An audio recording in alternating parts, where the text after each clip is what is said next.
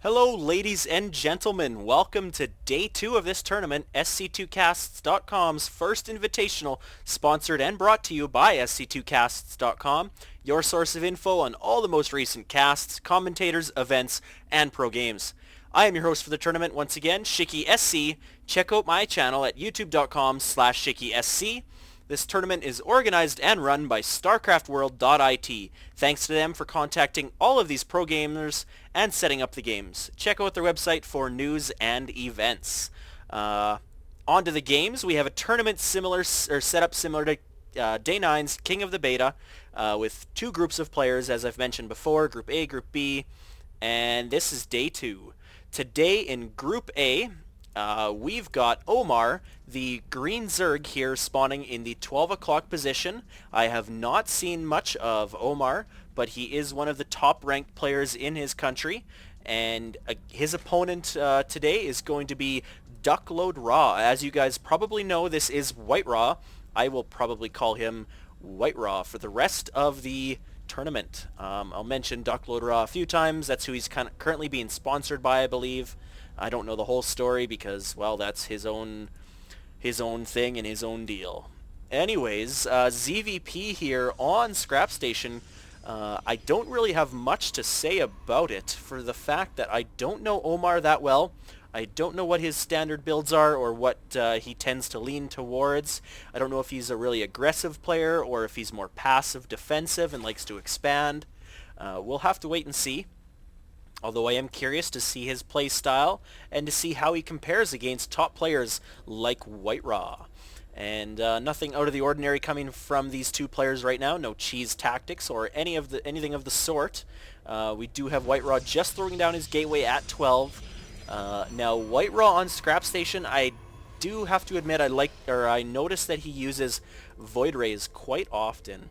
And I wouldn't be surprised if we do see some sort of Void Ray play from WhiteRa.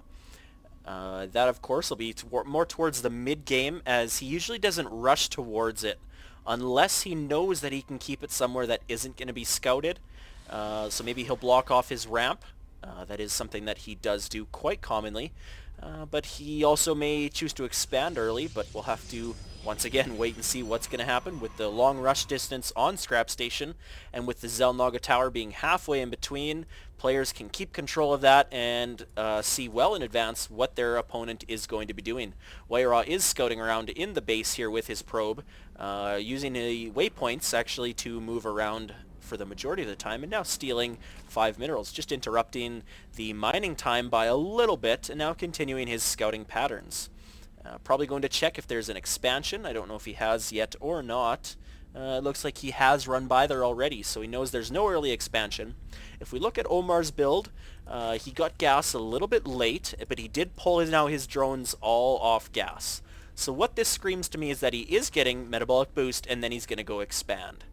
Now, I could be wrong, but generally when you pull your workers off gas, you're going to be doing some kind of aggressive play.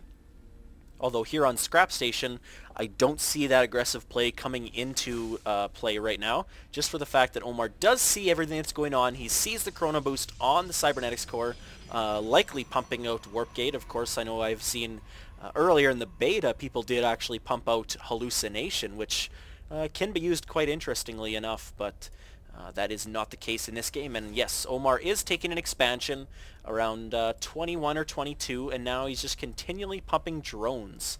So getting a second queen out in the field, likely to spread a creep tumor, and then go over and spawn larvae as soon as possible on the new hatchery when it does pop up. Second gateway coming down for WhiteRa, and now a Twilight Council being warped in. Now, I actually kind of find this a little interesting because I don't see WhiteRa use a lot of gateway units. I do see him tend to use more robotics bay, or robotics facility I should say, so either Immortals, Colossi, and then he also likes to use Void Rays. We all know that. Void Rays are one of his key units, it seems. He likes to utilize them, and he utilizes them fairly well usually. But this will be his first matchup against Omar. We'll have to kind of judge what he's going to do from that. So no other gateway or robotics facility coming up yet. Just working off 2 warp gates that are just now being moved into warp gates, actually. A couple stalkers out in the field, and with this zealot, he is going to prevent any zerglings from getting in the base.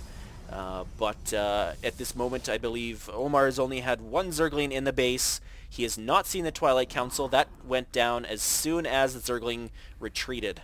5 zerglings with speed going to try to bust in, but these 4 stalkers are going to amply keep them out. Without an issue. Blink being researched. This is also interesting, as once again, like I said, I don't see WhiteRa use the gateway units that often. Looks like he is going for a 2 or a 3 gate, 2 gate at the moment. Stalker Blink build, and oh, what's this? Proxy Pylon coming up. I'm not sure if this will be for warping in units. No, it is for a Stargate, and this is not been scouted out yet by Omar.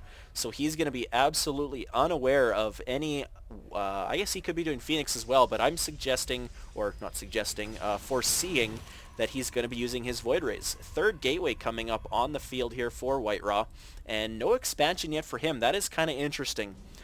Without this expansion, it does lead me to believe that he is going for a sort of one base all-in push. He's not going to be spending his resources on thinking about the mid-game. He's going to focus more on the early game.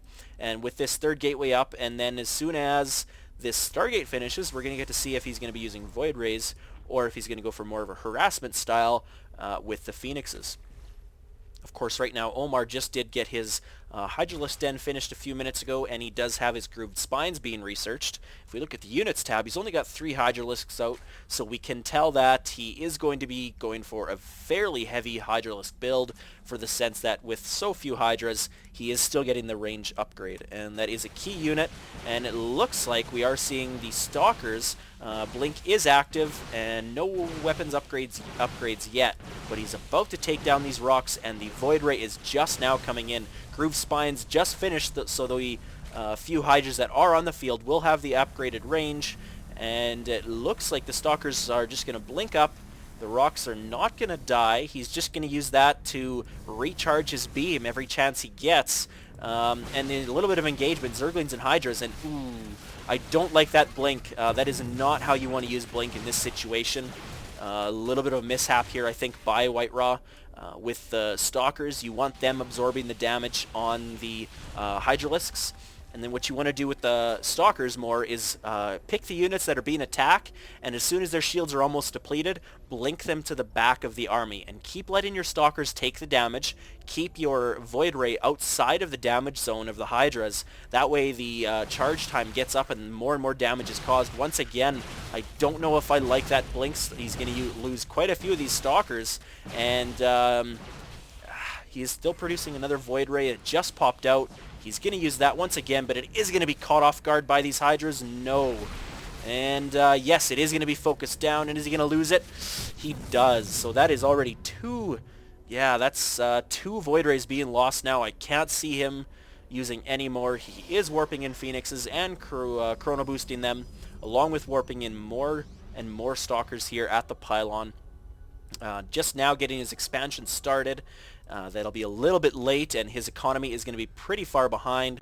Still working off just 3 gateways and this Stargate, and I don't think he's in a very good position right now. The creep is now up on the top, and it looks like these Stalkers are going in for another engagement, but they are going to get surrounded by these Hydras, and they're going to get taken out fairly quickly. Once again, I don't like that blink play. That's not how blink should be utilized. As you can see, the Stalkers that were getting attacked, when they blinked away, they still stay in the front, so the weak ones are all in the front and getting picked off fairly quickly. You want to, with blink against Zerg and Hydras and even Roaches, you want to cycle and recycle your units to the back that are being attacked and the weaker ones. But I'm sure WhiteRa knows that. Maybe he just didn't expect Omar to come up with such a heavy Hydralisk 2-base build. But he is being a little bit caught off guard here, and he is quite a bit down. He's almost double the resources. Sorry, over double the resources lost here. And WhiteRa's going to need to come up with something to get back into this game. His expansion is nearly done, about 85% of the way. Warping in sentries and a couple zealots, likely to try to fend off this attack. He doesn't know these rocks are being destroyed. Of course, he has no robotics facility on the field yet. and he's once again is just warping in 2 more Stalkers. No Forge for upgrades. He definitely wasn't playing for a mid game. He was expecting that push to end the game, and now he's on the back foot trying to find something to combat this playstyle that Omar is using, and the rocks are now destroyed. WhiteRa does see that, and he's forced to retreat. He's got 3 sentries here, each with 1 force field. That is not going to be enough to hold off all of these Hydralisks and Zerglings. Guardian Shield goes up, eliminating one of the force fields he can use. Oh, so he actually had 3. Oh, fancy. Anyways, WhiteRa is forced to GG, and he is taken out, so Omar, as a big upset, takes game 1, and WhiteRa says LT as the next game. So stay tuned for the second game, which will be on Lost Temple.